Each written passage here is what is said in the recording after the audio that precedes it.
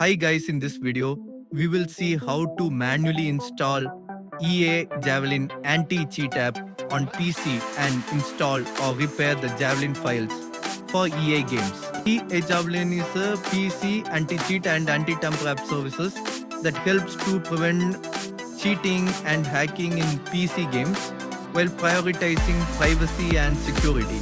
It is required to be installed for EA online multiplayer and new games, along with enabling secure boot.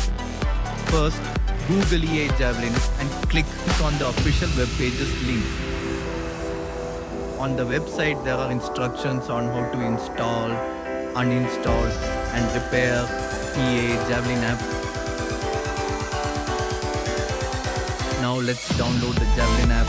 After it gets downloaded, before installing it, close any open or running game and EA app, as they might interfere with the installation. Then right click on the downloaded Javelin file and run it as an administrator. When it opens, you'll see a window like this. Now we have to select the game from the drop down list for which the Javelin file would be installed. I'm going to install it for Battlefield 2042. You can see that the installation is successful, and if it was already installed like this and you have any errors with the Javelin files or problems with launching an EA game, then select the game and click on the repair button. You'll see another pop-up.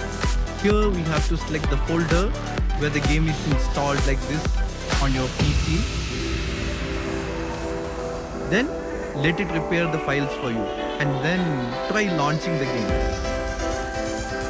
But even if this doesn't fix the problem or error, then you do just click on uninstall or uninstall all button in Javelin app and then select the game and click on install again.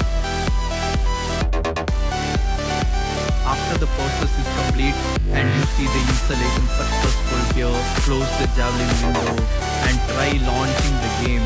If it still doesn't fix the problem on your PC, then uninstall the Javelin file for the specific game, restart the PC and then install the Javelin files for that game. That might solve it.